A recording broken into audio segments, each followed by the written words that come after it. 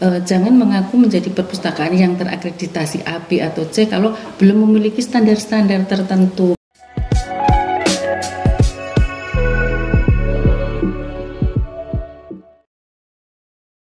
Apa kabar sahabat literasi Kota Bentang? Jumpa lagi dengan Pusaka Hebat Podcast Dinas Perpustakaan dan Kesehatan Kota Bentang. Pada hari ini kita akan berbincang-bincang lagi. Kita akan membahas hal-hal yang menarik tentang perpustakaan dan dunia literasi tentunya. Dan dengan tema yang cukup menarik juga, mungkin nanti akan memunculkan banyak pertanyaan untuk Bapak Ibu sekalian tentang yang kita bahas ini. Jadi kita kupas sedalam-dalamnya. Oke, hari ini kita akan membahas tentang akreditasi perpustakaan, khususnya perpustakaan sekolah. Hari ini kita sudah kedatangan tamu-tamu yang tentu saja sangat kompeten, tentu saja sangat inspiratif untuk kita semua, dan tentu akan sangat dapat memberikan banyak informasi untuk kita. Untuk tamu kita yang pertama, beliau adalah Kepala Dinas Perpustakaan dan Kearsipan Kota Bontang, Ibu Retno Febrianati. Apa kabar Ibu? Alhamdulillah baik Mas Kasmo. Ya, makasih Bu kehadirannya. Untuk tamu kita yang kedua, yang ganteng ada dua jadi. Ada Bapak Saparudin, beliau Kepala Bidang Pendidikan Dasar di Dinas Pendidikan dan Kebudayaan Kota Bontang. Apa kabar Pak Sapar? Baik. Baik, untuk tamu kita yang ketiga ada Ibu Novita Susiati. Beliau adalah Kepala Sekolah SDN 001 Bontang Selatan. Apa kabar Ibu? Terima kasih Mas Kasmo. Alhamdulillah. Baik, sahabat literasi, terkait tema kita hari ini sudah sampaikan tadi di awal bahwa kita akan membahas tentang akreditasi perpustakaan, yang tentu tema ini akan sangat menarik bagi rekan-rekan yang ada di sekolah yang belum terakreditasi atau mau melaksanakan akreditasi, dan tentu juga akan sangat berguna bagi Bapak Ibu yang punya anak-anak yang ingin masuk sekolah, karena tentu kualitas perpustakaan untuk mendukung kegiatan belajar mengajar juga akan sangat mempengaruhi tentang kualitas sekolah itu sendiri, dan akan kita bahas nanti dengan ahli-ahli yang ada di sini tentunya. Baik, untuk yang pertama Bu, ini mungkin ke Bu Retno dulu ya, karena kita bicara tentang akreditasi perpustakaan yang tentu banyak berhubungan dengan Dinas Perpustakaan dan Kearsipan Kota Bontang. Mungkin untuk awal ini nih Bu, kita perlu tahu akreditasi perpustakaan itu sebenarnya apa toh Bu, dan yaitu prosesnya seperti apa gitu Bu. Iya, makasih Mas Kasmo. Jadi akreditasi perpustakaan itu merupakan salah satu upaya pemerintah untuk melakukan audit atau standar untuk perpustakaan itu harus seperti apa gitu. Istilahnya kalau misalnya kita mempunyai motor yang layak pakai itu yang seperti apa, itu ada norma standarnya gitu. Nah, ini sesuai dengan Undang-Undang tentang Perpustakaan nomor 43 tahun 2007 bahwa perpustakaan mempunyai fungsi dalam pengelolaan koleksi, kemudian koleksi bahan bacaan, media cetak, media rekam, dan itu merupakan salah satu pusat untuk pendidikan, untuk pengetahuan, untuk rekreasi juga. Nah, itu harus memiliki standar-standar yang menjadi suatu ketetapan bersama yang diputuskan oleh Perpustakaan Nasional. Jadi seluruh Indonesia kalau mau mengaku sebagai perpustakaan itu harus apa gitu kan. Nah, standar-standarnya itu sudah ada tertuang, sehingga jangan mengaku menjadi perpustakaan yang terakreditasi A, B, atau C kalau belum memiliki standar-standar tertentu. Misalnya bagaimana pengelolaannya, bagaimana SDM-nya, bagaimana sarana prasarana, bagaimana koleksi bukunya, bagaimana manajemennya, dan sebagainya. Jadi itulah makanya pentingnya pemerintah melalui perpustakaan-perpustakaan di daerah itu melakukan pembinaan dan mendorong, memotivasi perpustakaan-perpustakaan sekolah untuk melakukan akreditasi, begitu Mas Vesmo. Oh, berarti gitu. Kalau analogi Ibu tadi ini ya, kalau motor itu sudah standar dipakainya enak gitu ya. Jadi perpustakaan yang sudah standar pasti nyaman ya. Siap. Terima kasih Bu sedikit penjelasannya. Nah, ini karena sudah bicara perpustakaan dan tadi kita sudah sampaikan juga bahwa tema kita hari ini khususnya perpustakaan sekolah. Kebetulan ada juga dari Dinas Pendidikan Kota Bontang. Mungkin izin Pak Sapar, saya juga ingin bertanya tadi yang sudah disampaikan Bu Retno terkait perpustakaan, bahwa dengan adanya standar perpustakaan tentu akan memaksimalkan fungsi perpustakaan. Tapi di sisi lain tentu kita juga harus paham juga sih sebenarnya posisi perpustakaan di sekolah itu sepenting apa tuh Pak? Dan keberadaannya itu sejauh apa gitu untuk sekolah, karena itu tadi jangan sampai ada asumsi bahwa perpustakaan itu ya hanya lengkap-lengkap lah gitu kan. Tentu ini perlu penjelasan lebih mendalam lagi Pak terkait kondisi perpustakaan di sekolah, dan tentu dari Dinas Pendidikan ini perpustakaan itu seperti apa sih itu Pak? Mohon izin Pak. Baik, terima kasih Mas Ismo ya. Jadi kalau kita bicara perpustakaan, kalau dunia pendidikan itu kan tidak lepas dari perpustakaan. Betul sekali ya. Pak. Karena paradigma baru pendidikan saat ini yang digunakan oleh Pak Menteri ya. Jadi ada 8 reformasi pendidikan yang sangat mendasar. Pertama, peningkatan sumber daya manusia. Yang kedua, digitalisasi pendidikan, paradigma baru pendidikan. Kemudian program Merdeka Belajar. Nah, itu berkaitan dengan nanti ada namanya asesmen. Asesmen itu berkaitan kembali dengan namanya literasi dan numerasi. Nah, jadi kalau dibicara penting, sangat penting perpustakaan. Justru kami juga mendorong sekolah untuk digitalisasi perpustakaan. Karena kalau kita bicara kendala, memang banyak kendala. Kendalanya misalnya kita ruangan, itu juga menjadi kendala kan. Nah, kemudian yang selama ini yang jadi patron teman-teman di sekolah, bahwa anggaran pendidikan itu sulit untuk pemenahan perpustakaan.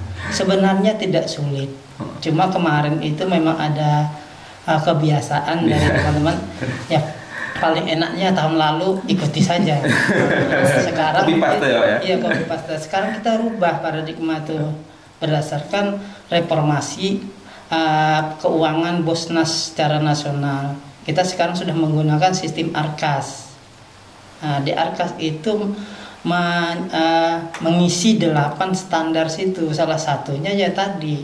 Nah, dari Arkas itu kita kembali ke rapor pendidikan. Nah, rapor pendidikan itulah yang kita intervensi. Jadi sekolah menganggarkan anggarannya itu keluarkan dulu yang pokok dulu. Misalnya anggaran jasanya. Sisanya barulah untuk pengembangan namanya. Pengembangan itu salah satunya perpustakaan. Nah, ikon-ikon itulah yang menjadi titik sentral. Sekarang kan rame-rame namanya kurikulum merdeka. Rame-rame namanya sekolah penggerak. Nah, itu juga tidak lepas dari itu tadi. Nah, kalau kita lihat tadi misalnya kita lihat rapor pendidikan, ternyata lemahnya di literasi. Literasi itu maka yang diperkuat, kalau misalnya perpustakaannya tidak punya, maka dia bangun pojok baca. Nah, itulah uangnya itu diintervensi untuk membangun pojok baca. Kalau dia sudah ada perpustakaannya, tinggal dikembangkan perpustakaan apa sih yang lagi kurang. Nah, di situ sebenarnya. Jadi itulah kita coba berubah dengan teman-teman itu, baik negeri maupun swasta. Memang ada kendala di dalam, terutama ya negeri yang sekolahnya kayak Bu Nopi ini kan ada satu sekolah, satu lokasi 2 sekolah. Makanya dulu saya sudah punya ancang-ancang ya satu sekolah coba satu perpustakaan dipakai berdua. Nah, ini memang sulit untuk namanya birokrasi kita. Masalahnya di birokrasi tidak semudah apa yang kita seandainya boleh dirubah tinggal gampang kok. Satu sekolah 2 itu gantian makainya. Ya, kami juga saya coba perpustakaan itu bukan hanya datang duduk baca, sebagaimana anak tuh enak, itu yang paling pokok kan. Betul. Ya. Setelah Bapak memberikan informasi, sangat banyak peluang perpustakaan sekolah untuk bisa berkembang gitu kan Pak. Karena banyak sumber-sumber anggaran yang bisa digunakan dan juga bisa digunakan lah untuk pengembangan perpustakaan sekolah sendiri. Berarti untuk tadi Pak, terkait proses pengembangan perpustakaan dan lain sebagainya, terkait penggunaan anggaran juga tidak terbatas untuk hal-hal tertentu ya Pak ya, untuk keseluruhan perpustakaan bisa ya Pak ya? Bisa. Jadi sebenarnya sekarang itu fleksibilitas tuh ada di sekolah. Ada di sekolah. Jadi kami buka ruang seluas-luasnya, sekolah ada 3.600 nomenklatur, dia silahkan mencari yang mana yang pas. Iya, di Arkas itu sudah ini. Kami modif memang dari pusat diturunkan daerah, kita sesuaikan dengan standar harga daerah. Baik Pak, terima kasih. Berarti memang sudah banyak peluang lah. Jadi bagi Bapak Ibu yang sekolahnya akan akreditasi, ini sudah lampu hijau lah, dan informasi yang sangat berguna. Mungkin nanti bisa dikomunikasikan ini ke dinas bahwa sangat besar peluang untuk mengembangkan perpustakaan. Mungkin selanjutnya saya ingin tanya ke Bu Novi juga ini, sebelum nanti kita diskusi lebih banyak lagi. Kalau kondisi di perpustakaan Bu Novi sendiri untuk sekarang seperti apa? Mungkin bisa sedikit diceritakan. Oh iya, terima kasih mohon izin Pak Sapar dan Ibu Retno. Terima kasih Mas Desmond. Untuk perpustakaan ini awalnya memang seperti perpustakaan yang lain, bahwa sekolah ini punya perpustakaan seperti pelengkap saja. Jadi anak-anak juga tidak terlalu sering ke situ, dan pengelolaannya juga belum punya standar ya Bu ya. Nah setelah kemudian ada akreditasi, kami pada saat itu memang dapat C dulu ya, karena begitu saya masuk, kenapa C, kita pelajari dulu kenapa bisa C ya. Setelah kita evaluasi bersama, ternyata memang butuh tim untuk perbaiki semuanya. Kita lihat ketentuannya supaya bisa masuk ke sana, dan setelah kita berapa kali rapat dan kita lihat lagi ke anggaran Pak, alhamdulillah dari dinas ada Arkas yang waktu itu kita juga diberi kesempatan untuk pergeseran ya Pak. Iya. Ada pergeseran juga, nanti ada perubahan. Jadi begitu kita lihat, lalu kemudian kita punya komitmen perbaiki perpustakaan, ternyata bisa kok kita masukkan kebutuhan untuk pengelolaan perpustakaan itu ke anggaran sekolah. Jadi segera kita berbenah untuk memasukkan beberapa anggaran, mungkin termasuk pembelian koleksi sekolah seperti itu, dan beberapa yang menunjang untuk digitalisasi itu tadi. Alhamdulillah sambil jalan. Sekarang kondisinya setelah dapat support bimbingan dari Dinas Perpustakaan dan Arsip Kota Bontang, alhamdulillah jadi tempat yang menyenangkan gitu. Jadi kami juga mengerjakan tugas-tugas sekolah kadang-kadang di situ, rapat di situ. Anak-anak juga kalau antaran menunggu jemputan mampir ke situ. Karena ternyata perpustakaan itu tidak sesimpel itu saja ya.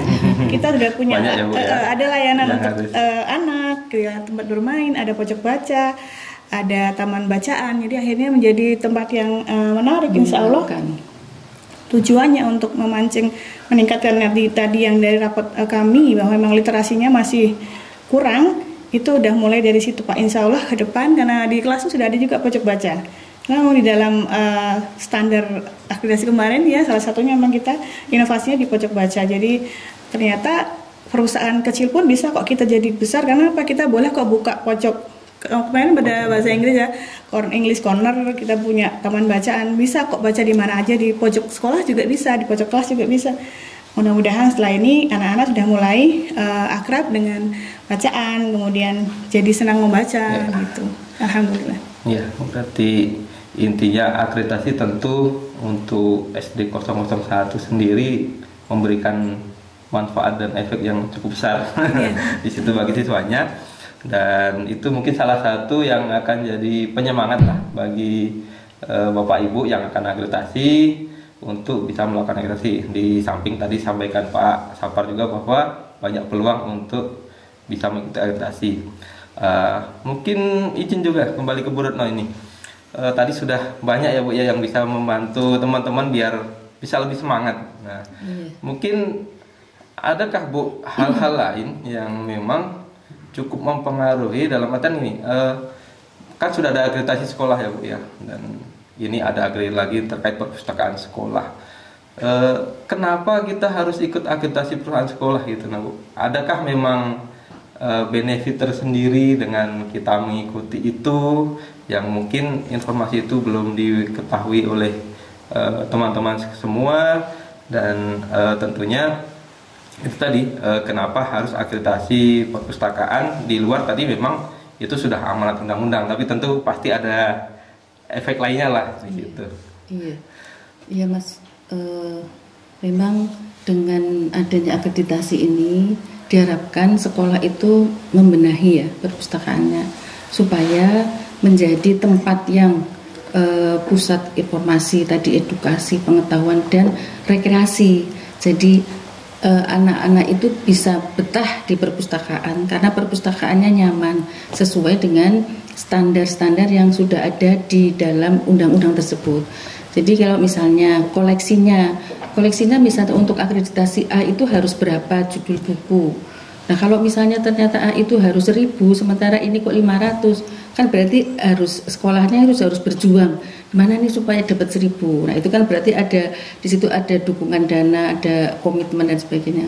Kemudian pengelolaannya itu seperti apa? Mungkin harus pakai digital, harus pakai aplikasi-aplikasi yang memang harus disyaratkan seperti di Perpusnas misalnya ya, pakai InDisLite, pakai aplikasi yang memudahkan pemustaka dan juga memudahkan dari para pustakawan itu sendiri, sehingga itu akan terjadi peningkatan kualitas pelayanan.